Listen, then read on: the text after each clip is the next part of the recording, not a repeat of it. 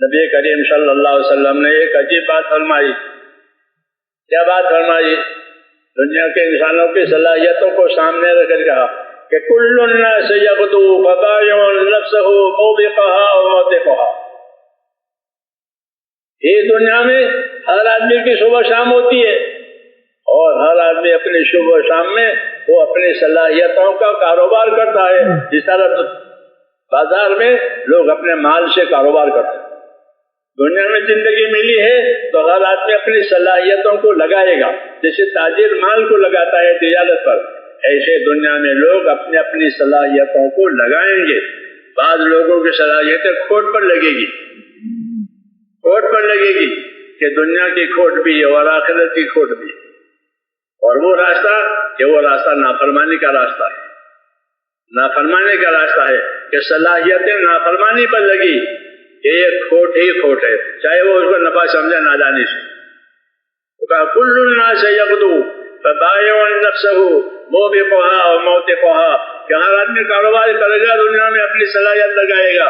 بعض لوگ اپنی صلاحیتوں سے نفع کمائیں گے اور بعض لوگ اپنی صلاحیتوں سے کھوٹ میں اتریں گے کہ ان کی زندگی لگ گئی، ساری صلاحیتیں لگ گئی اور مصیبت بھی آ گئی. کیوں کہ صلاحیت غلط جگہ پر لگی، صحیح جگہ سے محرومی ہوئی.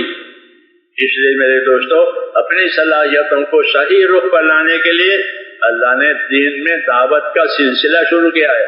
پہلے دن سے آدم علیہ السلام کے زمانے سے دعوت آ رہی ہے آدم کے اولاد کے لیے، یہ کرو، یہ مت کرو، یہ کرو، یہ دعوت ہوتی ہے، حق کی دعوت. حق کی دعوت پر جو چلے گا تو اس کی صلاحیت حق پر لگے گی، اور جو حق کو چھوڑ دے گا تو اس کی صلاحیت باطل پر لگے گی. یہ کھوٹ کا دھندا ہے، یہ کھوٹ کا دھندا ہے. ان کو پتہ چلے گا الذین ضل سعیہم فی الحیاۃ الدنیا وہم یحسبون انہم یحسنون صنعا، یہ سمجھ رہے تھے کہ ہم نے بڑا کاروبار کیا ہے، حالانکہ وہ پورا کھوٹ کا ہی کھوٹ. ان کے لیے کچھ نہیں ہے، ان کے لیے نتیجے میں کچھ بھی نہیں ہے سوائے سزا کے. اس کے مقابلے میں ایک راستہ دعوت کا، ایک راستہ رحمت کا، کہ اپنی صلاحیتوں کو حق پر لگاؤ، اپنی صلاحیتوں کو اس پر لگاؤ کہ اللہ راضی ہو جائے. اور جو ذمہ داری اللہ نے جان مال کے استعمال کی رکھی ہے وہ کچھ جگہ ہماری جان مالی صلاحیتیں لگے. یہ دعوت کا تقاضا ہے کہ اپنی جان مالی صلاحیتوں کو وہاں لگاؤ جہاں اللہ نے چاہا ہے.